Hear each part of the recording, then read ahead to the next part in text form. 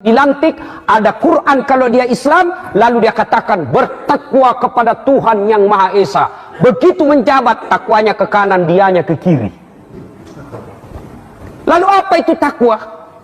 Kalau kita melihat hasil puasa kita ini, apa berhasil atau tidak, lihat karakternya. Ngaku takwa gampang, tapi yang sulit diakui oleh Allah sebagai orang bertakwa. Contoh, Bapak Ibu tahu Jokowi?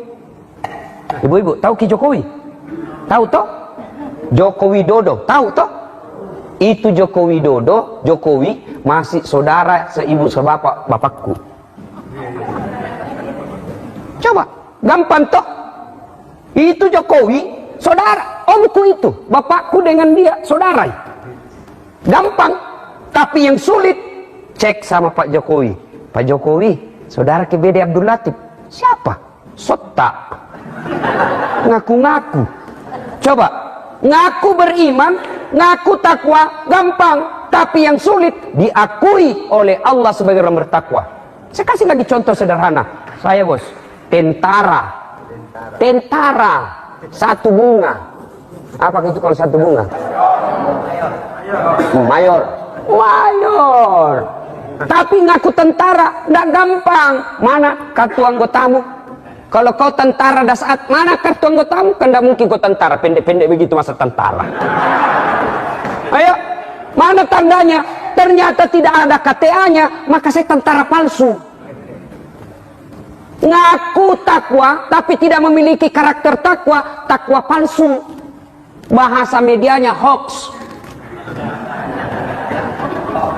Nah sekarang, kalau begitu pertanyaan, bagaimana ciri dan karakter orang takwa? Allah jelaskan melalui ulama. Perlu kita yakini Pak, kita cerdas karena Allah yang titip ilmu sama kita.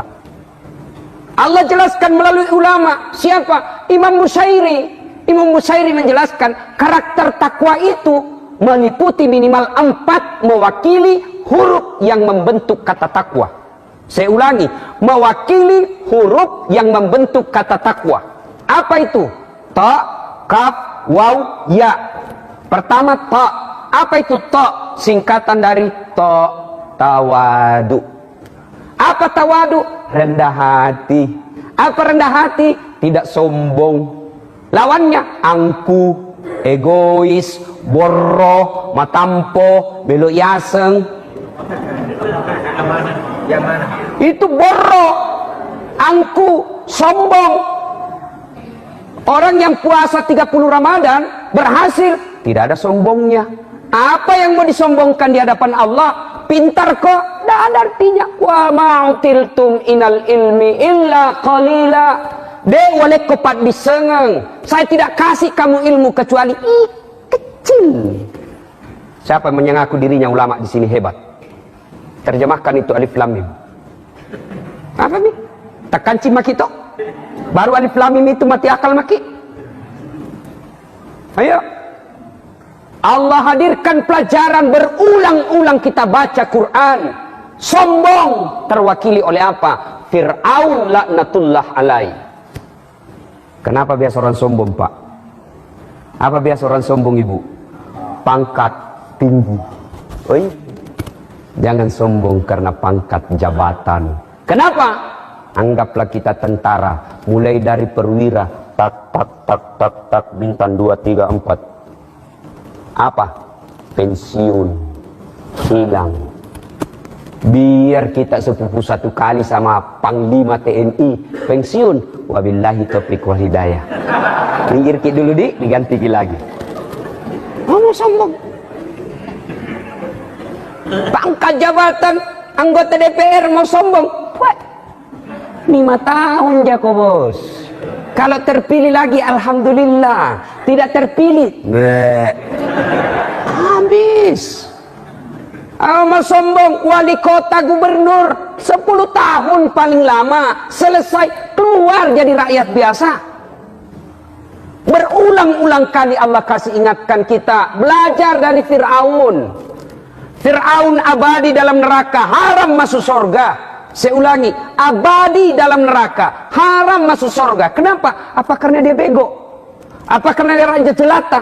Apa karena dia tidak punya ilmu? Apa karena dia jelek? Apa karena dia tidak populer? Semua dia miliki. Cakep. Ramses II itu orang Eropa bilang itu Firaun.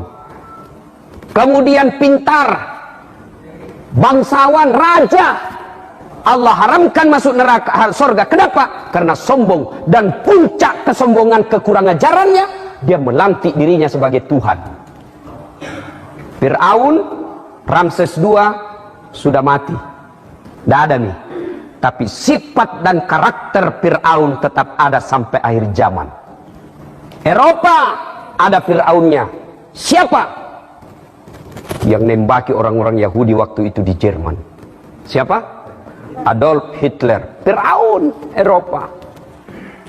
Di Asia pernah kita kenal Marcos, Firaun Asia. Di Indonesia nggak tahu. Apa? Bahaya, Pak, bahaya.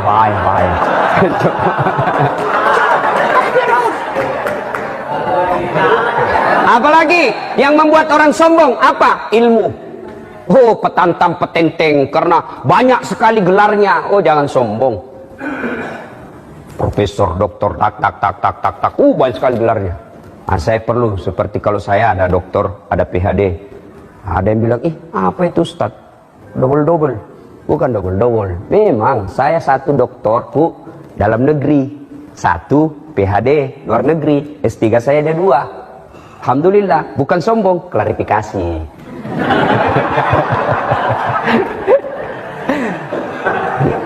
Ya, mau sombong gara-gara ilmu. Allah marah, dia cabut kita punya ilmu. Akhirnya apa? Pikun. Ada yang bisa lawan pikun? Sampai detik ini belum ada obatnya pikun. Nggak ada. Cerita warung kopi aja ini general. Ada cerita ini, wallahu alam benar atau tidak, cerita warung kopi. Ada orang tinggi sekali, banyak sekali ilmu dia sudah lahap. Banyak sekali ilmunya. Tapi begitu dia pensiun, mulai hilang ilmunya. Suatu ketika dia mau keluar, diprotes sama istrinya. Pak, biasanya kalau kau mau pergi ngajar kau cium saya. Sekarang kau tidak pernah cium-cium lagi. Sudah hampir 1 minggu kau keluar tidak pernah cium-cium saya. Langsung dia bilang istrinya, astagfirullah. Dia bilang suaminya, astagfirullah. Berarti siapa saya cium selama ini? Ternyata usut punya usut, pembantunya dicium. Apa? Mau sombong? Nggak bisa lagi dibedakan mana pembantu mana istri. Tapi jangan juga modus. Ya modus. Mantang-mantang istrinya gendut, hitam, udah tua keriput, pura-pura pikun, pembantunya dia nyusun.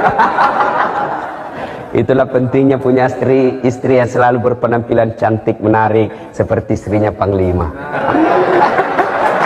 Insyaallah. Ya. Nah, Bapak, saudara-saudara sekalian, apa karakternya orang sombong, orang punya ilmu? Ustadz. Apa ada ustadz sombong? Banyak. Banyak kenalan saya waktu belum populer, di miss call saja, di miss call langsung kena telepon. Sekarang di telepon pura-pura tidak kenal. Siapa ya? Padahal ada itu nama tak nasib. Siapa dia? Biasa iya muka cowok. Coba ada. Mana lagi karakter ustadz yang sombong, tidak mau menerima perbedaan pendapat. Hanya dia yang dianggap dirinya benar. Banyak ustadz begitu, ceritanya neraka terus. Tidak pernah kita dijanji surga. Neraka, menakutkan aja ceramahnya. Seolah-olah Islam ini sulit. Hanya karena kita tidak kunut dibilangi sesat, bid'ah, masuk neraka. Nenekmu pun neraka. Luasnya itu surga, kasih masuk juga bos, biar di pinggir-pinggir. Jangan gara-gara kita berbeda pendapat. Saya alhamdulillah belajar ilmu komunikasi. Kenapa kita berbeda memaknai namanya suatu hadis, suatu ayat, itu namanya persepsi. Kenapa kita berbeda persepsi? Satu bisa jadi tentang informasi tentang hal yang kita perbedakan itu tidak lengkap. Bapak kasih lihat nenek saya yang umurnya sudah 97, gambar apel gigi sedikit, dia nggak ngerti apa itu. Tapi kasih lihat anak milenial, langsung dia bilang iPhone. Apa salah nenekku? Tidak, informasinya tidak lengkap. Maka kalau ada ulama yang tidak mau menerima perbedaan pendapat, informasinya tidak lengkap. Buku yang dia baca kurang. Coba, Coba, setahu saya takbir saja, posisi tangan aja sudah berbeda-beda pendapat ulama. Takbir, Allahu Akbar, satu, pas antara pusat dengan tulang rusuk. Dua, Allahu Akbar, di atas dada. Ya. Tiga, Allahu Akbar, di bawah pusat, bukan di bawah sekali ya. Coba. Empat, Allahu Akbar, lurus. Ini umumnya di Iran dan Syiah. Mana yang betul? Betul semua menurut yang dia yakini. Yang salah mana? Allahu Akbar. Dia pakai tempat-tempatnya, itu salah itu. Kalau begini kita dakwakan enak. Saya termasuk ustadz yang tidak suka membaca masalah ikhtilaf, perbedaan pendapat. Kalaupun saya ditanya, saya jelaskan semuanya. Kenapa? Kita dai. Dai itu mengajak. Kalau mau menyalahkan ini salah benar, bukan dai. Apa? Qadhi, hakim. Oh, salah kau. Itu hakim. Kalau kita dai mengajak, apa? Sampaikan semua orang. Biarlah mereka yang menyentuh. Ustadz bagaimana? 80 tarawih bagaimana Ustadz? Yang baik pada 8 bagus, 20 bagus. Jadi mana yang tidak bagus? Yang tidak tarawih. Jelas objeknya, jelas persoalan kita. Iya, jelas. Dua, penyebab kita sombong, ilmu. Selalulah ingat kita ini para ulama, para alim, para cendekia. Wa ma utitu minal ilm illa qalila. Saya tidak berikan kamu ilmu kecuali sangat sedikit. Yang ketiga, penyebab kadangkala kita sombong, harta. Berbicara tentang orang kaya, Allah kasih pelajaran. Kita pernah belajar membaca kisahnya Qarun. Qarun ini orang kaya, tapi sombong. Kekayaannya itu Qarun luar biasa. Apa kekayaannya Qarun, Ibu? Kunci-kunci gudangnya saja onta yang bawa. Kunci gudangnya itu, kunci gudang harta-hartanya onta yang bawa. Bayangkan bagaimana itu banyaknya itu kunci gudangnya, onta yang bawa. Tapi lupa dia sombong. Ditanya sama masyarakat waktu itu, ya Qarun, kau dapat harta ini banyak begini dari mana? Ini rezeki dari Allah. Apa? Bukan, ini hasil usahaku karena saya jago. Tidak ada urusan dengan Tuhan. Sombong. Allah marah, ditenggelamkan, datang gempa, tenggelam Qarun dengan seluruh hartanya, masuk terbenam dalam tanah, sampai sekarang masih dicari-cari. Makanya kalau kita dapat harta disebut harta karun. Sombong. Oke lah, kita tetap banyak harta, banyak kekayaan, jangan sombong. Apa? Allah titip penyakit dalam hati kita, Allah titip penyakit dalam diri kita. Akhirnya apa? Duit miliaran tapi tidak ada bisa dia makan. Banyaknya itu saya lihat di Makassar, banyak duitnya, miliaran dia punya saldo, kemudian aset-asetnya puluhan miliar, tapi apa? Dilarang makan nasi. Apa? Dilarang makan nasi. Untuk apa uang banyak kalau dilarang makan nasi? Saya ini baru-baru pulang ceramah dari Itali. Ibu tahu Itali? Tahu? Tamalate lurus belok kiri sedikit.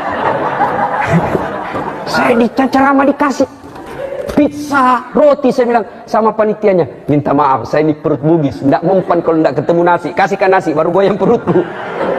Dilarang makan nasi, dilarang makan garam, dilarang makan gula, dilarang makan daging, dilarang makan lombok, dilarang makan petsin. Apa bisa dia makan?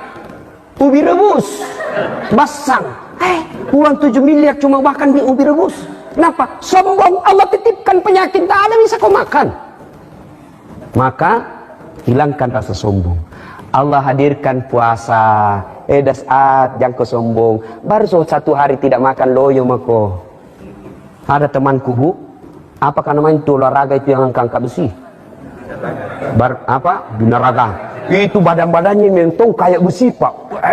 Kalau kasih begini kayak ada telurnya di sini. Tapi hari keempat Ramadan dia ke kantor, azan duhur, Allahu Akbar, langsung lari. Dia bilang, buka mi orang Ustaz. Apa buka? Baru duhur. Dia bilang, miripnya azan maghrib. Coba, baru duhur dia sudah setengah mati, padahal kuat badannya. Apa yang kau sombongkan? Baru sehari kau tidak makan, kau sudah loyo. Maka berhentilah sombong. Apalagi membuat orang sombong kebanyakan. Ini perempuan penyakitnya apa? Cantik, gagah, handsome. Dia bilang orang Melayu. Orang Malaysia itu dia kasih campur-campur bahasa Melayu dengan bahasa Inggris. Kalau tidak tahu bahasa Melayu, dia kasih bahasa Inggris.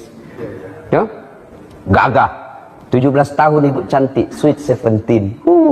Semua orang terpesona satu kantor kalau ibu tersenyum. 17 tahun. Tapi balik itu 17. Saya tungguin ibu Bella Safira 71.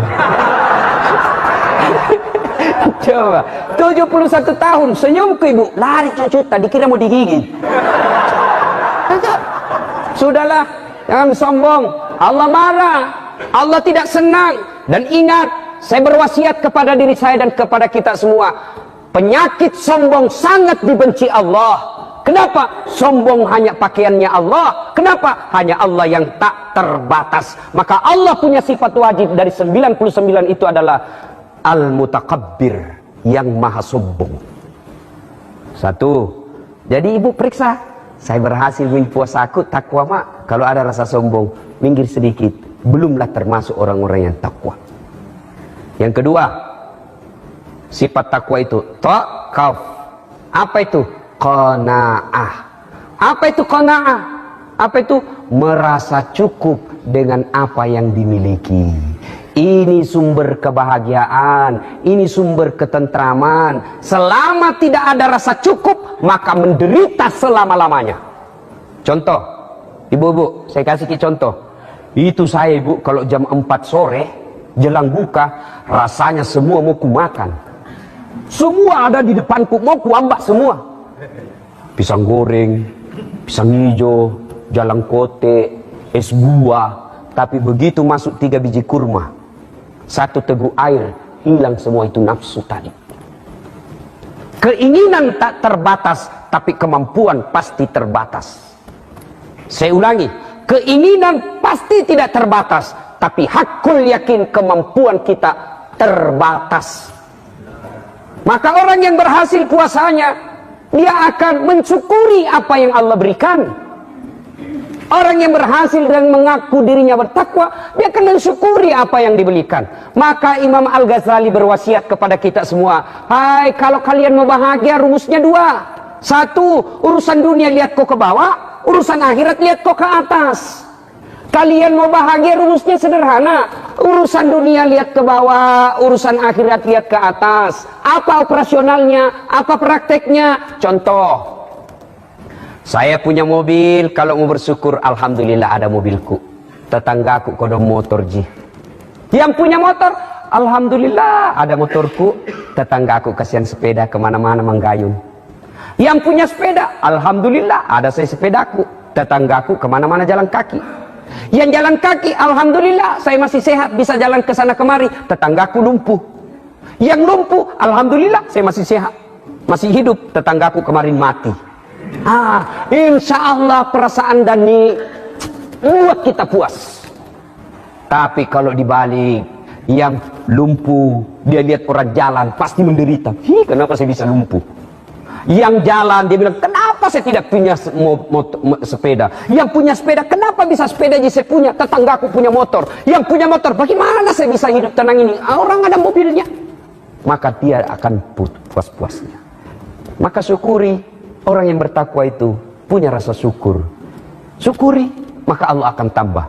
Satu-satunya yang tidak mau ibu-ibu disyukuri, istri. Marah itu ibu kalau disyukuri. Kenapa? Karena kalau kau syukuri maka Allah tambah. Ini bapak-bapak tidak mau dia. Jangan mau kau syukuri kak. Jangan kau syukuri kak. Kalau kau syukuri kak Allah tambah.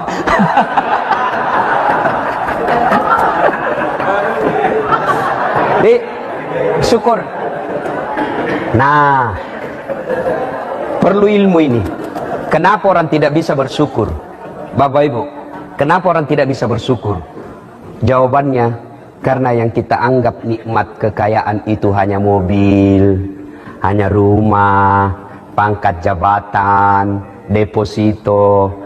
Padahal kekayaan kita fi ahsani takwim. Nih badan kita yang sangat sempurna. Berulang-ulang saya kasih contoh bahwa Bapak Ibu sekalian, kekayaan kita adalah bukan uang yang mahal, tapi kekayaan kita adalah kesehatan. Saya kasih contoh ibu, saya kasih contoh. Ibu-ibu, saya kasih contoh. Mau kasih handphone, iPhone X. Mau ibu? Mau? Saya lirik-lirik tadi HP-nya Pak Panglima. ini Panglima orang yang ya alhamdulillah mensyukuri juga.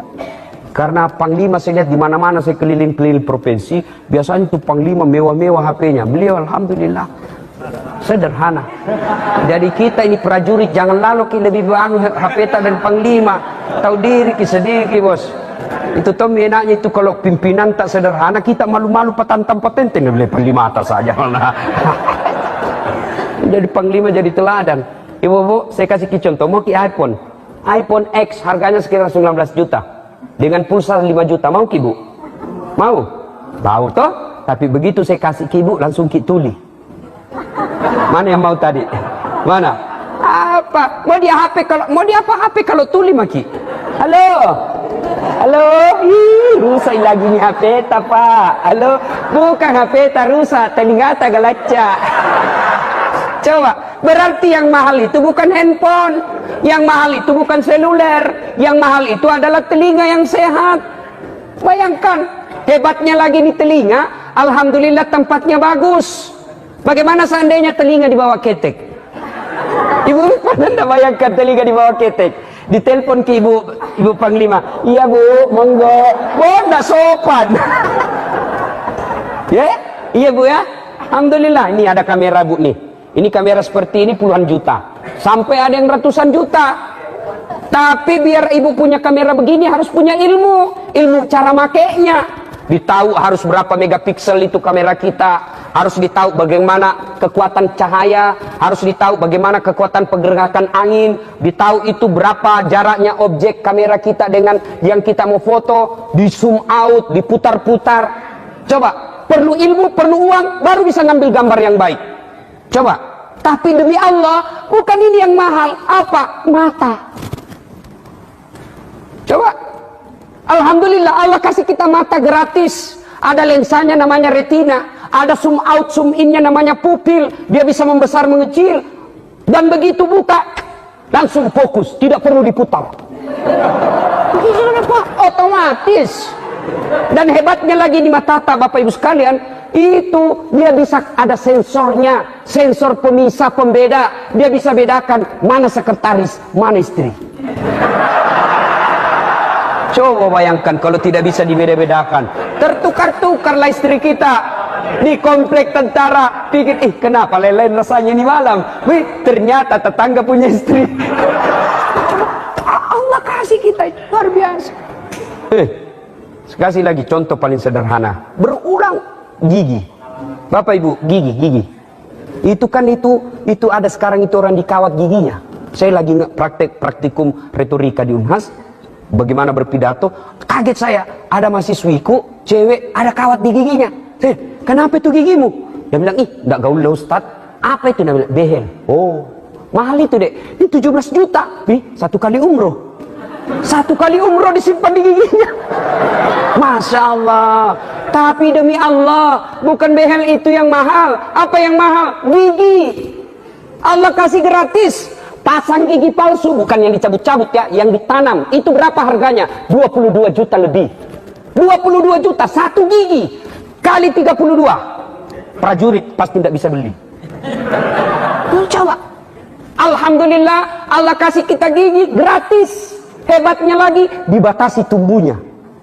Andai saja ini tumbuh gigi seperti rambut, saya kira Ibu Bella Safira tidak cantik lagi. Pasti sudah keluar gigi di sini. Panglima pun tidak mau menengoknya. Coba, luar biasa. Banyak lagi contoh-contoh yang Allah kasih kita, tapi kadang-kadang kita tidak merenungkannya. Oleh sebab itu Allah menyindir kita dalam surah Ar-Rahman. Fabi ayyi ala'i rabbikuma tukadziban. Fabi ayyi ala'i rabbikuma tukadziban. Nikmat mana lagi kau kufuri? Jangan kau pernah merasa miskin, ya. Nah, ibu bapak saudara-saudara sekalian, ta, kaf, waw. Apa itu waru? Waw. Tawadu, qanaah, waw. Apa itu? Wara. Apa itu wara? Dia mampu menjaga dirinya dari hal-hal yang subhat. Apa itu subhat? Samar-samar. Apa itu samar-samar? Abu-abu. Ini banyak di pilkada. Main dua kaki. Main di nomor ini, main juga di nomor ini. Wah, ini banyak ini. Ini yang merusak negara kita. Pemain abu-abu. Orang yang berpuasa itu, Dia mampu menjaga dirinya dari hal subhat. Apa sih itu subhat? Contoh, emas. Ibu-ibu, contoh yang disebut subhat. Ada yang mengatakan emas, ada yang mengatakan haram, ada yang mengatakan halal. Itu subhat. Apalagi rokok. Ada yang mengatakan haram, ada yang mengatakan halal. Berbulan-bulan sekarang saya anti kampanye jangan merokok. Kalian benci sama pengusaha-pengusaha yang merusak negara kita, tapi beli produknya, pakai lagi rokoknya. Ada yang bilang, tidak bisa jalan otakku kalau tidak merokok, kau Ustaz. Saya bilang, bohong kau. Buktinya jalan di otakmu kalau siang Ramadan kau tidak merokok, jalan otakmu. Berhenti merokok. Coba baca itu ulama-ulama Timur Tengah. Mana ada ulama Timur Tengah mengatakan makruh? Hanya ada di sebagian Jawa Timur. Mohon maaf kalau ada di Jawa Timur. Sebagian saja di Jawa Timur mengatakan makruh. Kenapa? Saya pelajari, ternyata yang bilang makruh karena dia juga merokok. Sebenarnya itu, Pak Panglima, sebenarnya itu rokok tidak merusak. Tidak merusak. Asal dia tidak ketemu api. Kalau dia rokok saja tidak apa-apa, yang penting jangan kasih korek. Ketemu api, rusak. Nah, orang yang berhasil puasa, orang yang bertakwa, dia berhasil melindungi dirinya dari hal subhat. Kenapa? Kita berpuasa, jangankan yang subhat, yang nyata-nyata halal saja kita pelihara diri. Contoh, air putih yang ada di depan ibu-ibu tuh, halal atau haram? Halal atau haram? Halal. Tapi Ramadan jam 12 siang, halal atau haram? Haram. Jangan coba-coba. Kenapa? Belum saatnya. Kita orang berpuasa, meskipun halal, bukan saatnya, kita tolak. Istri, halal atau haram? Halal atau haram, Pak? Istri di rumah. Siang Ramadan, oh jangan kau coba-coba, kartu merah, bos. Kena apa? Kena kafarat. Apa? Puasa 60 hari berturut-turut. Yang boleh, awal puasa kan itu sahabat mengira 24 jam. Awal puasa, ibu, sahabat itu mengira 24 jam.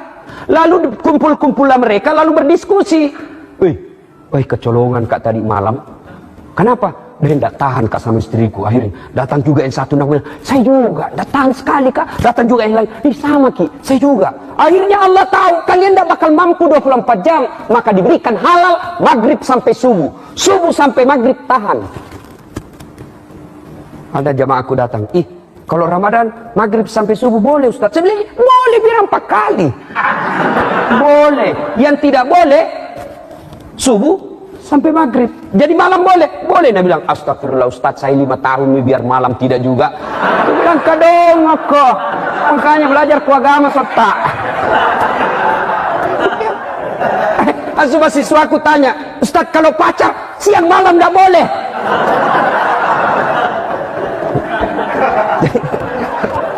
Bapak saudara-saudara sekalian, ya, banyak sebenarnya karena waktu yang terbatas. Yang keempat, kata takwa itu yakin.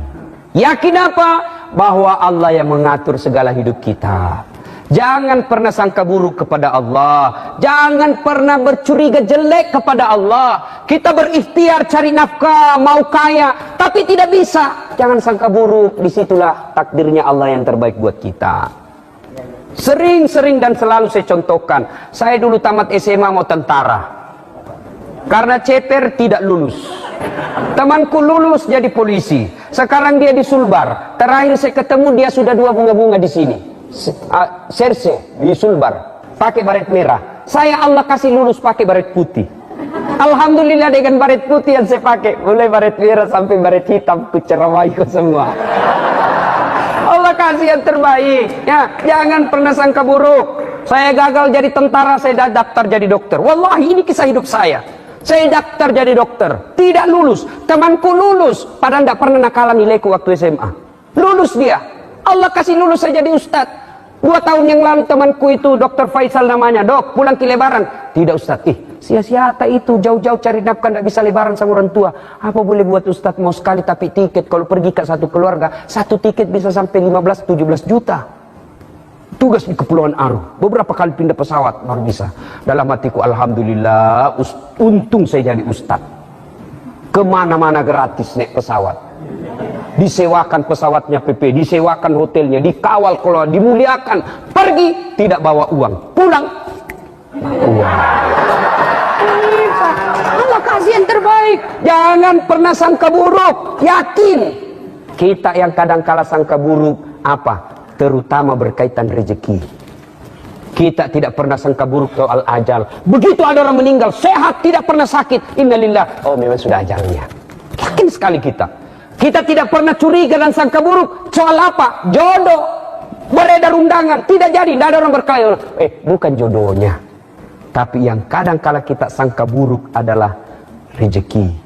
Karena kita merasa cerdas, merasa pintar, urusan rezeki kita mau ambil alih. Kita mau intervensi.